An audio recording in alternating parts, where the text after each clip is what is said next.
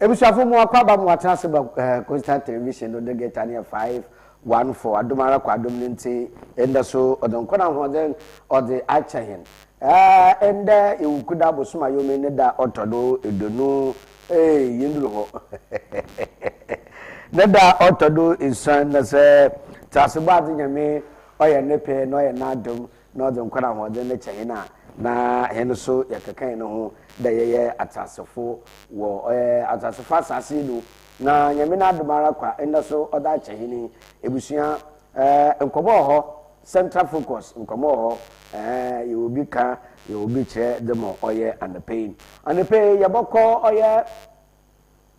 enkran na yakwhwe danu na oye minority edunkuma wo mbehye begum woye eyekire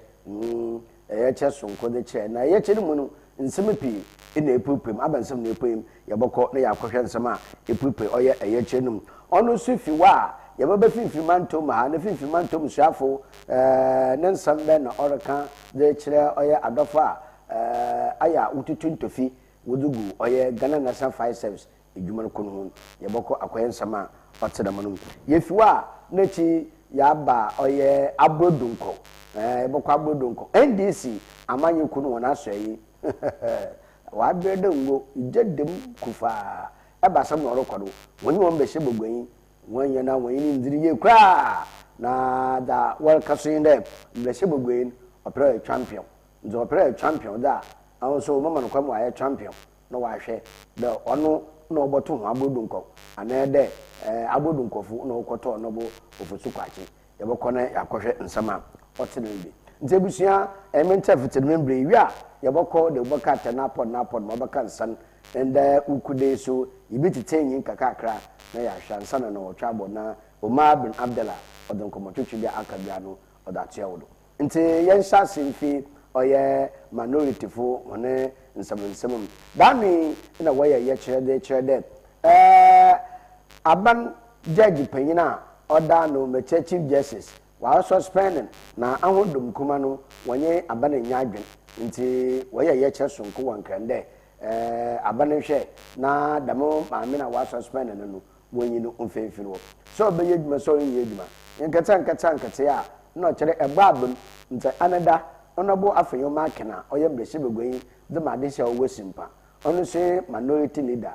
na ode enyim no ode police mi abone den na oduso ode ho ntase nti obesere IGP de IGP onye hwehwem fanfa asam no na center focus ya do mesuko na ya hwema osi nyakohwe abra demonstration no kwado pinte okodo o police no no gba afenyo makena ntebe no yenhwe bi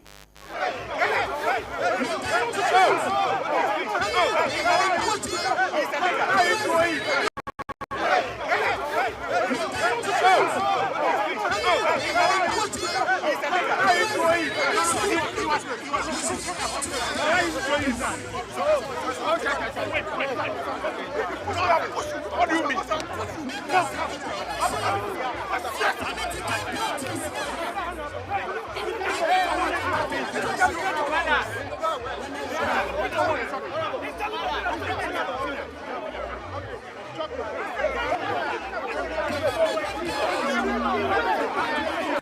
And then after Marcus, appointed police ni be hard one. And then the buafu catch the police and he said, "Do you know me?"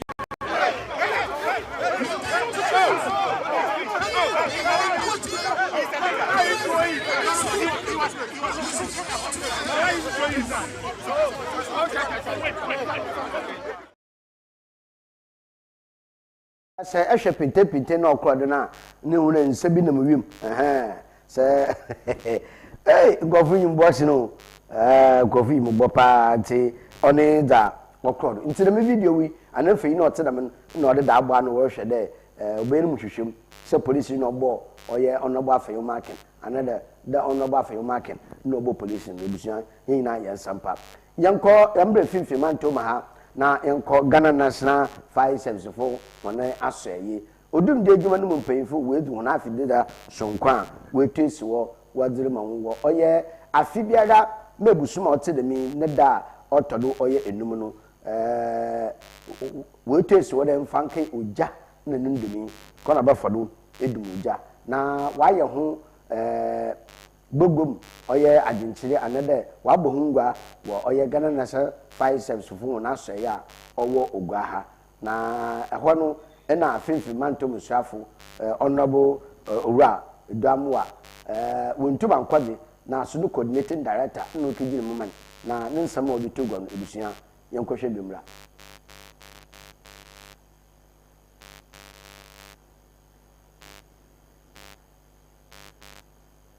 We must not take the sacrifices of firefighters for granted.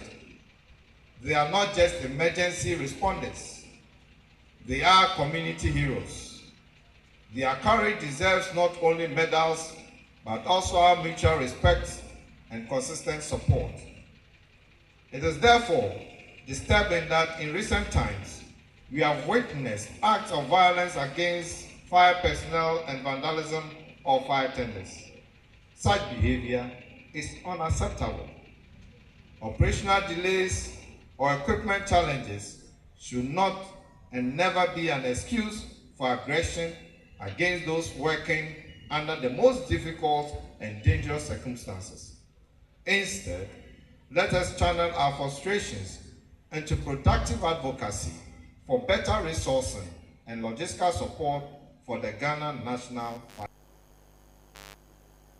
Nti onye dai waze debe yara wonye oye odumje djuma no mpanyifo wonye obeye wontwe ana obeye eko na fimfi mantom shafo odutugwa na odumja edjuma no kwanchefu pay na order no meche ACFO 2 ACFO 2 mame Marinda Mary Atenga Mensa na so odinsam odutugwa yenhwebi. Why we choose this noble profession to serve, protect, and save lives. Let it also renew our commitment to duty, teamwork, and lifelong learning. As we celebrate today, let us do so with pride, knowing that we are making a difference in the lives of the people we serve. The theme of this year's International Firefighters Day is appreciating our heroes. Say no to assaults on firefighters and vandalism of fire trucks. We must appreciate our heroes and protect our firefighters and fire trucks. Firefighters risk their lives daily to serve mankind and the environment. They deserve respect, not violence or vandalism. Assault on firefighters and damage to fire trucks endanger lives. Every delay caused by violence can lead to the loss of lives and properties of others. So assaults on personnel and vandalizing the fire appliance must stop now. Let's stand together, respect emergency scenes, never assault or obstruct firefighters. Report vandalism and attacks immediately. Teach others to value and protect our heroes. Firefighters protect us. Let's protect them too. Say no to assault on firefighters and no to vandalism. Yanko in some from one some from no Abra Asebu Kwaman Kase Mensinum NDC Amanyeku Numu Binum. Why in some chofinshim na ususu de wonam de shebego ya onobo ofusu kwachi onye na onwunu ndini ye eba dinti no onwunu ndini ya papa pero ye champion na champion opero ya inde ndama kwa na ebembi wo oye chairman ma onobo ofusu kwachi ompere o ma chairman no kwa ma chairman oyi na edwuma usane na mapi na ususu de fiti afimpi mebin onyi edonu anan aba yakoto de mebi wo wancho wo de chairman nsaka na so onobo futu kwachi oye champion nti anopere oye champion nu wa makwa madam na motrem nsanka ni na ndechi nu slot aba o de payini o makwa man payifu nu munye hono chafa na chafa wunya nu won so utum na wode bo ba ndi saman yekodum mba ibinum munya da machafat na so besinde da bin da menya ankodo yente mebunu ana binum a boy da press conference wo ye abodu god yanko heda wo kedi Oya MP first catch up on the champion wa onwo no ne mama champion na mo on to impose a champion no yes you Abi last month carry that. Last month everybody here is what that. Say my present. Say on your juma. No on your school abayu me. Ababa ina be jina. And also abayu people say na name is the console. Can you imagine? Bullshit. The man say me do one here. Me do one here can party yantani NDC ke yantani.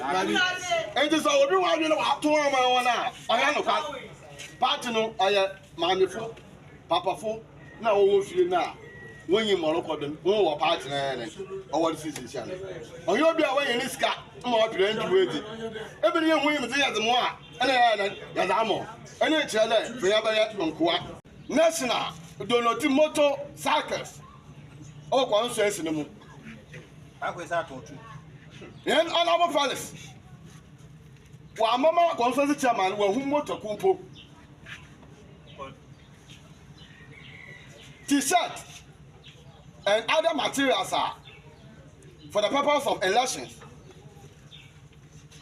It was not made available to our chairman. Wamama ya chairman we hu be. Ni ana chinu o make sure that one only mo baby o ya ndi so fun wo boboa mo win e seat no. Enti ordinary V8 na pick up no other campaign.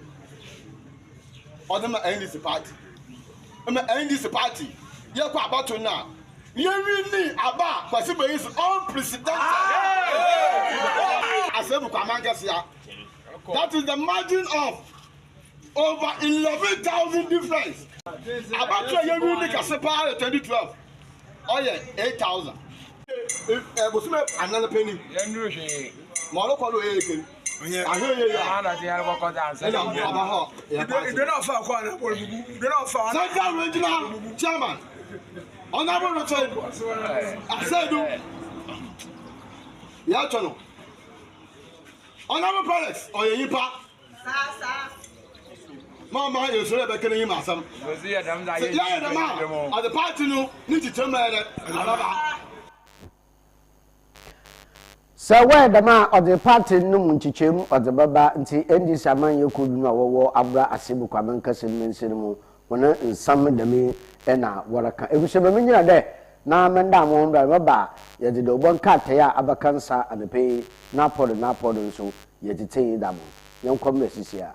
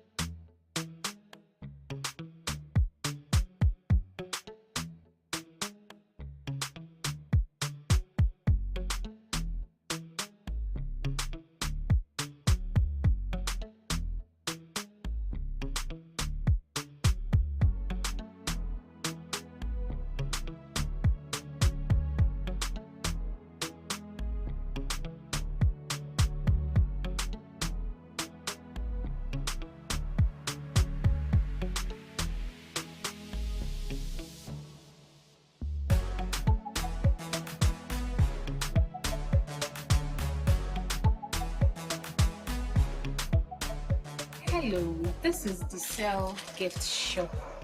We deal in handbags, ladies' bags, we deal in perfumes, and this is one of the bags I have, tote bag. This is from the US. It's very affordable, leather quality. We also have different perfumes, ladies and for men. They come in different brands and also very affordable. We also have Victoria's Secret, original Victoria's Secret from the US. We have affordable gifts already made for various occasions, for Mother's Day, Father's Day, birthday,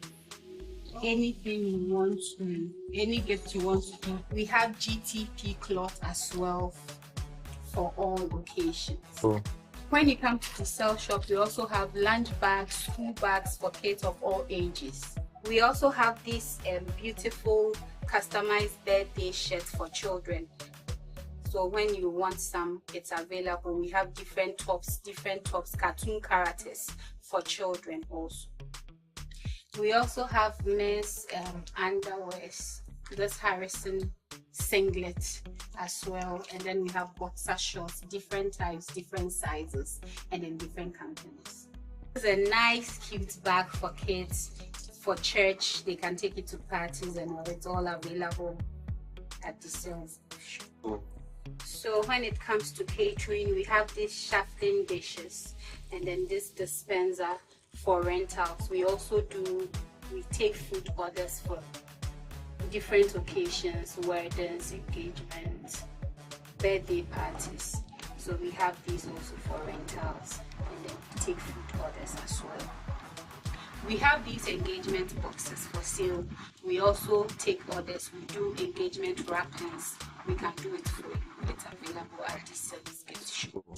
So when you come to the sale gift shop, that's not all we do. We do wedding decos, card decos. We have hampers. We make hampers. We take food orders. We do drinks, sobolo, watermelon juice.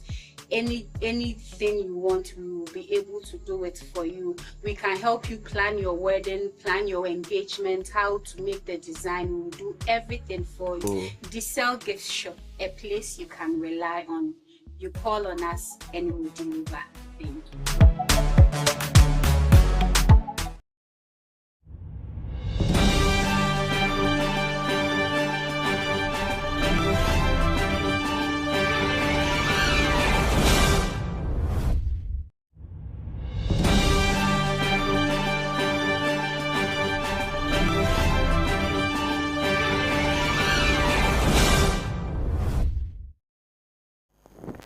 Ebusia bo nsamo akwa ba mu atena semre Coastal Television do na anepe yamfa do bokate abakansa na pod no so yamfa mbe ntitenyi fefefe na anepe so do bokate ahodi na abakansa ma yamfa daily guide yamfa nsase na ebena sam na daily guide nda anepe odi begwado ahwe do bokate daily guide na yima ebusia no feyi no ibi ayaho obi eso on sadala on senyi papa na ehwe oye daily guide no so wana wode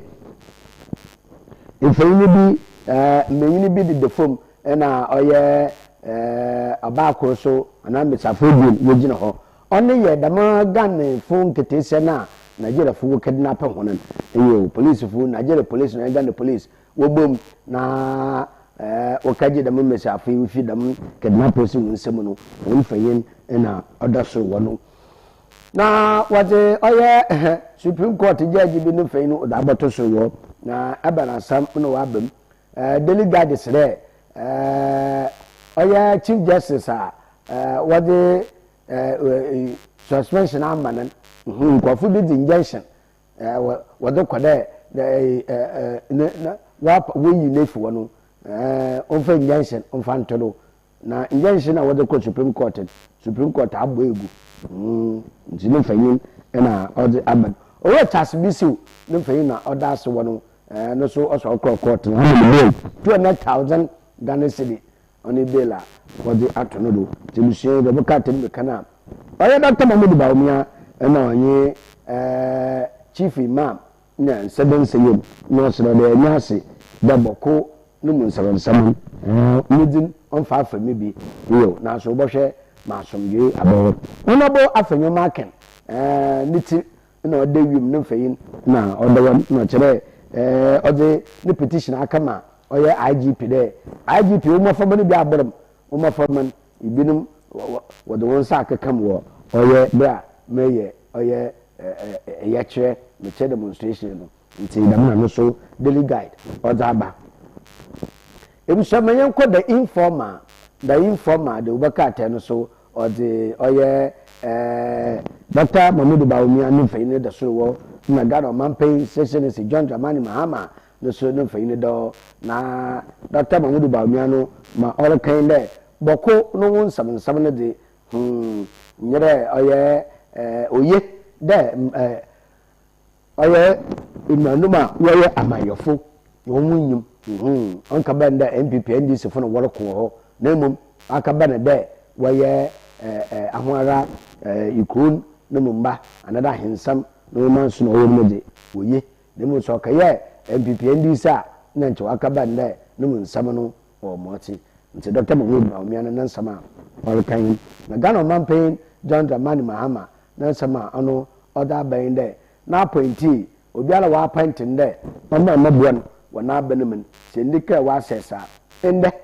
na otwato usana ende na mampen onya ndefo pop oha edonu 120 days 120 days ende na Ghana mampen onya no wana benum na onya wana benum no asema ole kan de obiara we ndika na asset no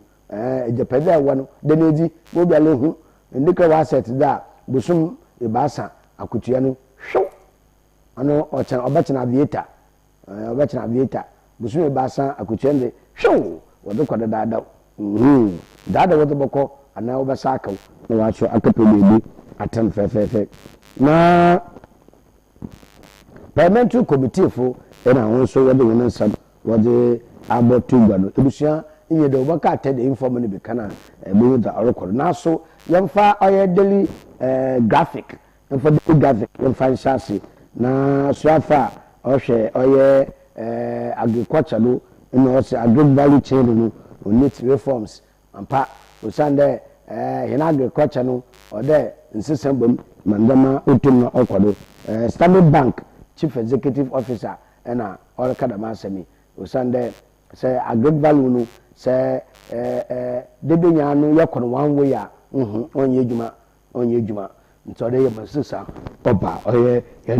agric values nim ama yehu kona eba fado osande say idiomoko na ndio tomato sankanwa beden ayankwan ntole idiomoko a ne di tomatoes eduanyo ne donto ba kan ono na o mankwanan wedzimu no yi mfiri nkwan so wode na meye na say namnara de nyina no ye dzenye gina eponum epa ne de yikomunam ne yam fakon fofodo na yimfa anyane namne bi wo ne fiefie a no so ekwambadin adinde eponi na no ma dan portem bag nkote no ma dan portem bag ta fafo wokwa wo panaman na wol portem bag bo hwe na portem bag ayetwem wo na etinim na nam enyim nti ode na agric values chain no be we need reforms nti the minister Standard Bank chief executive olaka wo oye the daily graphic ho the custodian no so odi oye Dr. Mahmoud Bawumia no nsam oboko no odi aba na honorable Afanyoma Akina no so we petition oye IGP the police fo binu wodi nsaka kan mu wodi nsaka kanti onhwe na damo kofo oye woni na Supreme Court adjudgefo ebina ne basa majority decision no way through oye suspension no way through without to gwa nti binu mo de njehyere kwotoro de mama Ghana man pay suspend oye maame no wodo kwa ya papa awe aviator show amara wato achen nye nti oni asama sincerely April woye yen maame chief justice no suspension no ona wodo kwa no wontum na wanyehu ejuma na MPs na we praise oye great masters for oye ejuma sonkwa yaye no oye mene gota kasa owan kranan onu na wabo na babo oye de oboka te de custodian the new center so ode insana new center ni ho no do so papa na so obia awoma all patchere woye the new center no nti ebusia ni obuka na okugada the new moloko na melity na yene maame tokuno no suspension no wada asem no coupe oye Supreme Court no ade na ye 32 no te adage fa water the way enum no me baasa was asama wo da ban oyimbe kwem nti wo mbongu ebi no so wogi tum dan che wo hwe na wo fa injection to suspension do but the basam wa nyantum nti na ka treatu no fa yin na oda esoro wani na Dr. Mahmood Bawumia no so na poda obai na ore kire MPP amanye ku de o ma asomdwe na koreye ntase ombra oye party ni misisi am odi party ni na me ne de ombo party kwa am party ni onjene nado no mo yedi so the man wo da na 2028 MPP amanye ku o asamba na po pa nti oda wasesa onensanu na wasesa da wodi gwa konima wore ye no MTN Ghana na no so ahunde nche kakara wotete hini mo wo so wodi yayin de wodi bobo manama akolo nti MTN fo nde wodo hu ewura oye ekonomi na wodi 3 million Ghana cedi wodi ewura oye ekonomi no hu mfanyin na erishan na ta bebe wugye ni se ubudu emu so ubudu ebrowo mo ti biara habenuma na wabo ma Ghana edemano no aye kasi ntenten Ghana fo wode wonse somi ade no cha sam papa nkoten the new publisher the boka tenede honorable Afenyo Akin na waje nyim wafa waje ho abodo pa na oba pa oso wo pukepuke bi so no so no fayine da ho na honorable Afenyo Akin no so the petition kama oye IGP de no mentie na woba oye jumedina ase wono bra oye demonstration no mentie ni woba no oh wayine medini ye kra wodin sack kan ntonhwe na onye mentie onye wuninzi Ghana fo mesafa apo homa waje fi wona wakaji fi oye kidnappers won nsem no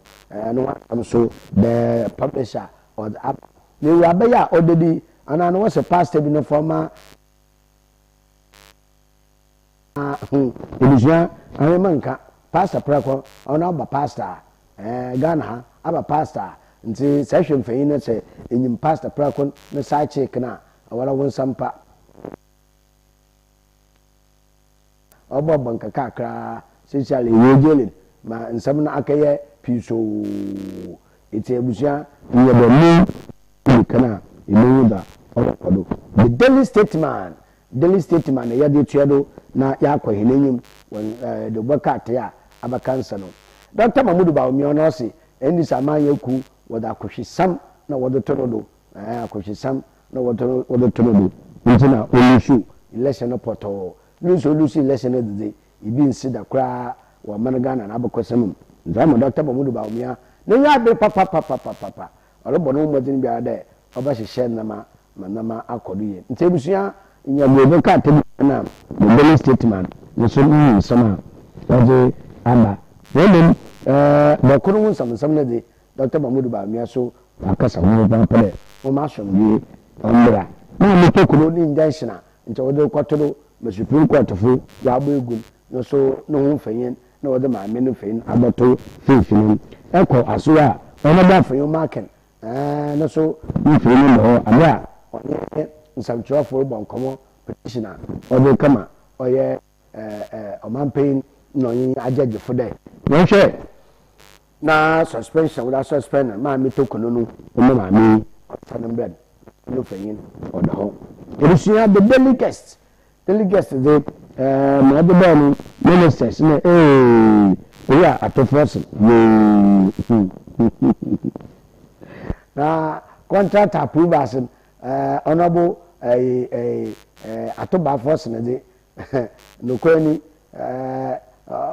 gentlemen the contract be aba approve nti ama ministers pi hu gbefu sande yara nchentampana na nti waso so do na honorable atoba force so far o shizika samndo no tetenu o more yen no tetenu more nti ama asafri na hu gbefu kakra nti elusia misafo ebi na wo kidnap hono na ahona waache hono so na mfanyin na boboka tebe yes so odi amo to body Supreme Court we would our chief justice no suspension na aba to egu to wanyanto na no so no fayin osho side check a we give for oye contempt nyano sugar daddy saga no no fayin no other one na abenti ya kan anu ni papa na kan woni anu da mo na de ka tenor kan na ba na mu de ba nia na no so orfre asomdwe wo ye moko abato mpaso de no busenye bi kana emu da olokodo the daily searchlight so no ka ten wa bugero chief justice no so ne pama wa pamano no Supreme Court we refuse to injunction process Supreme Court wa jantum into the daily searchlight Supreme Court no so ordinary nsam no odaba wan jantum wan jantum into no so ni kana ebusua obokodo for purpose if you use imam Ghana no petition shroud we yesi abapu komisa no so watete de wonu musumade ma me obapaman ma me de so obapaman ti imam Ghana no so petition or shroud wo oye ba wonu ma do hwehwe oye mami jemensa abapu komisa no nsam no hwehwe nti damona no so oye sehwe news no odi abetom daily times anano odi oye Muni East region woni mafia selection bia wodi ye na atia oye dam april na ho no is cheko oye monoda adepakwa sisiale wato no ho ona ye dam atia ntino so daily times de obaka atenu ma no so odi amotu gbayen na ebishoye ko oye the inquisitor and the inquisitor wetum odi ndama abogwaro inquisitor ntefie kra na inquisitor na asema nde o man pen John Dramani Mahama fenyi ko je otore baasa ende the 120 days wo oye in office that o man pen nti ende obiala won ka na asset biala no embade abai wode busume baasa no that to akutwero hwew na watu efim ende na o man pay no 120 million wodima oye fe the businessman no repetition oye offense of open offense of osande no maybe ndeye no maybe ndeye into the new crusading guide so or the man paying Nkano man pay dichi or the doctor Mamudu Baumia or some you or your boko nymphane no or the IGP really nymphane should the hall na you no so or the chin there a ye be bay na a you know say IGP will copy asa in Chanimu a coon na musi wana de tenya sampapa kwa we bote lake ho nya sampapa Supreme Court 3-2 willing no for you no opinion for you or da ba no da masam na all come from ebushanyen metro lens so or the infeyina other ban court no we or side check double ejade with the nidina papa na was the aba metro lens for who da assemble ayo metro lens for na no was the side check na we dey no was the nfeyin no was the nidin was that come debola adabla yeah and was the no J contempt 45 days 45 days odi na waye lusia yenyu nti inyedo baka tembe kana sache kele no what bi alan nti ori ko 40 days the fifia na la makana sam na aye great masters no na hono so wotem de afidi obaya dende insubota yabata flat usanda waiting oye data sakasa oye nkanina waiting kama mandama akoye amensuta na che flat no omba omofa adesonko Republic Press ono so odi oye mama CJ ne mfayin oda boto na odi educational oda motasi nti mbese bugofo minority oye injection nti odo koto mama suspension na wako court anja ntum ono ne mfayin na oda so won Imani Ghana no so we take all easy to task sisi ade Imani Ghana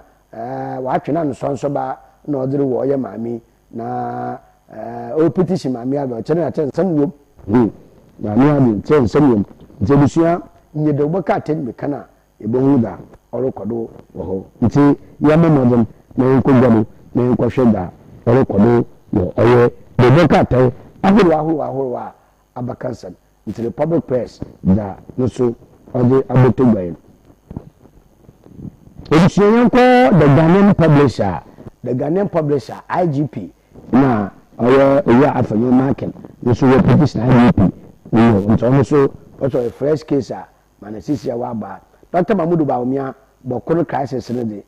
no so wa call for cooperation oya nkamum na ya korma ndama we pay in so man Ghana the inside asamkuya Imani Ghana